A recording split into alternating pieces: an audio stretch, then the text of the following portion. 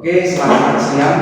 Saat ini saya berada di Sekolah Yayasan Perguruan Sumatera Jaya untuk memenuhi tugas mata kuliah Teologi Agama-Agama, di mana saya ditugaskan untuk mewawancarai salah satu guru agama di sekolah. Dan saat ini saya berjumpa dengan Ibu Yuniarti yang sebagai narasumber saya. Sebelumnya Ibu mau perkenalkan diri Ibu. Terima kasih, nama saya Rizky Yuniarti. Saya dipercayakan sebagai salah satu narasumber dari Bapak Tenda Piting untuk mata kuliah teologi agama.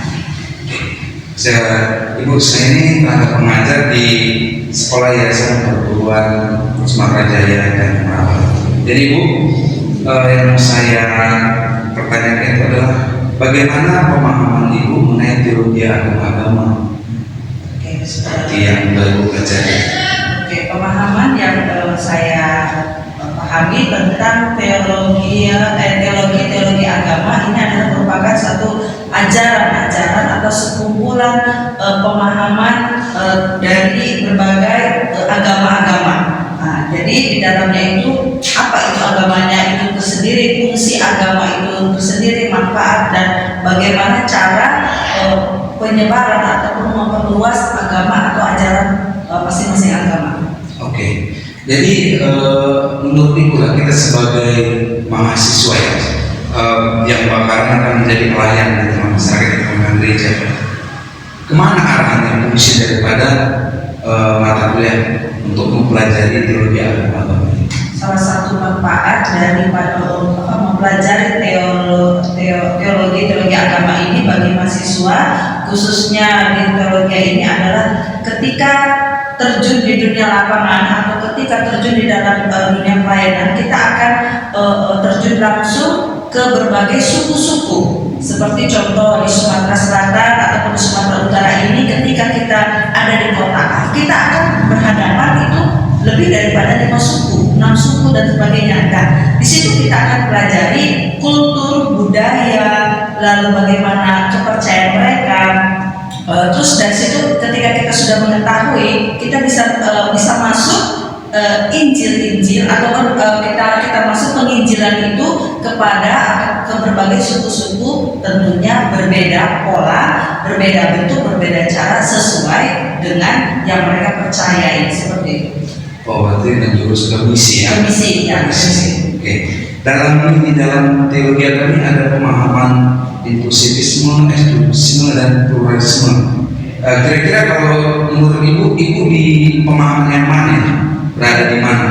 Inklusivisme kah? Atau eksklusifisme atau pluralisme? Kalau pribadi saya lebih kepada kesemua, artinya berarti pluralisme ya. Karena itu tidak memihak kepada di dalam, keluar atau berapa dia seimbang, seperti berdiri di tengah-tengah, tidak jadi tetap mengakui. Ya. Oke. Tentang misi gereja, selain mengajar, apakah Ibu juga ada pelayanan di gereja? Ya, ada saya. Oke. Jadi menurut Ibu bagaimana misi gereja di Dewa sekarang ini?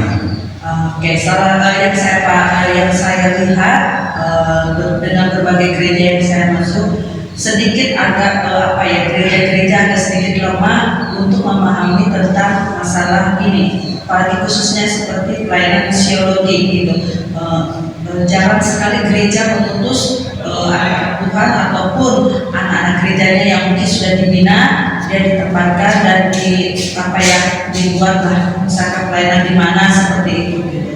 Itu hanya yang saya lihat itu personal, tidak di bawah nama gereja seperti itu. Artinya mungkin beban seseorang aja, dia pergi sendiri itu kumpul sama di bawah nama misi mana gitu kan. Tapi gereja yang saya lihat kurang di situ gitu. Artinya membina jemaatnya, pelayanan misi. Oh, berarti misi PI ya, berarti kurang mendukung. Iya, seperti itu. Hanya inisiatif jemaat. Iya, inisiatif jemaat itu sendiri.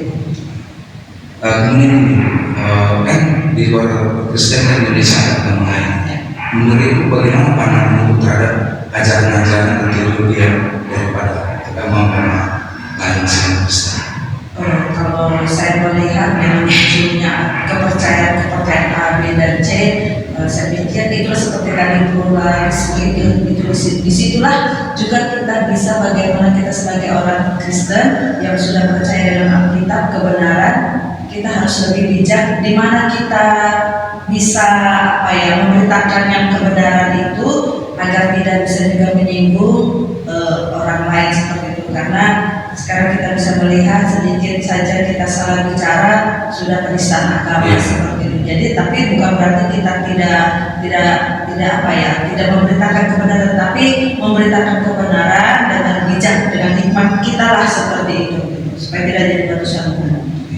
Berarti tugas kita tetap menyatakan kebenaran dengan cara kita di bawah bimbingan Roh Kudus supaya tetap aman ya. Ini dari Bu, terima kasih buat waktunya. Dan beginilah wawancara kita dengan Ibu Yuniati.